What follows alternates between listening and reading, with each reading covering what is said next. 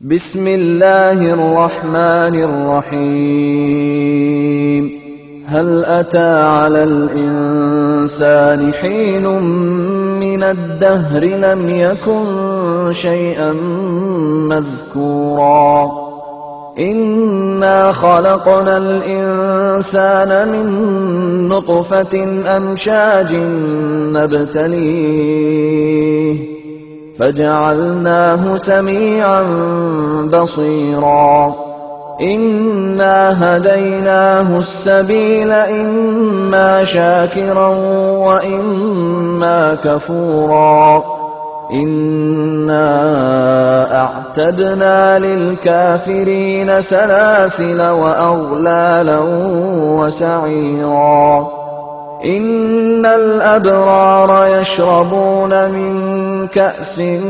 كان مزاجها كافورا عينا يشرب بها عباد الله يفجرونها تفجيرا يوفون بالنذر ويخافون يوما كان شره مستطيرا ويطعمون الطعام على حبه مسكينا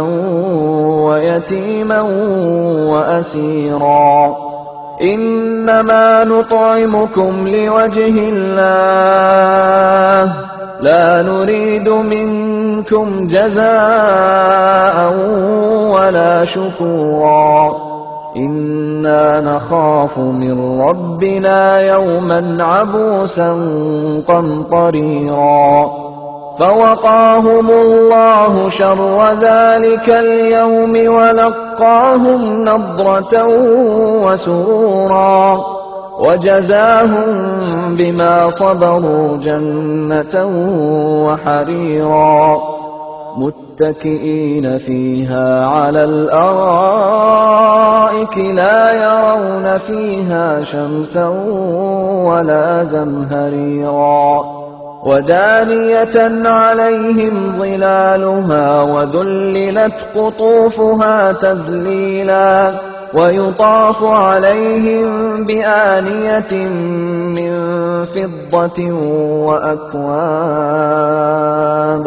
وأكواب كانت قوارير من فضة قدروها تقديرا ويسقون فيها كأسا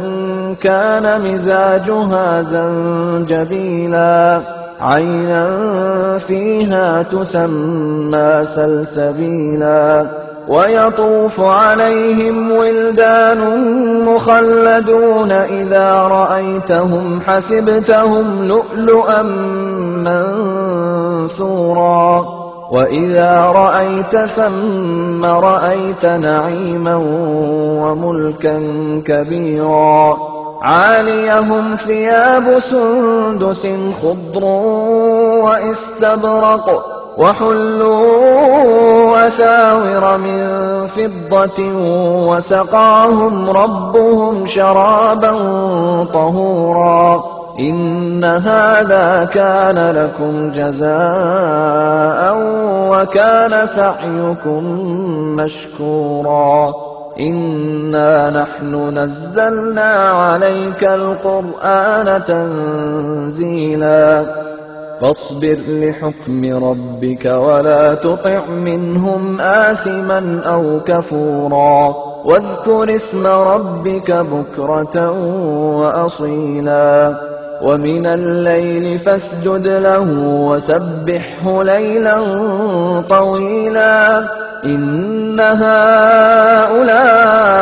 يحبون العاجلة ويذرون وراءهم يوما ثقيلا نحن خلقناهم وشددنا أسرهم وإذا شئنا بدلنا أمثالهم تبديلا إن هذه تذكرة فمن شاء اتخذ إلى ربه سبيلا وما تشاءون إلا أن يشاء الله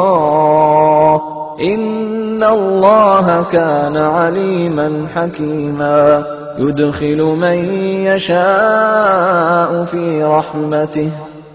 والظالمين أعد لهم عذابا أليما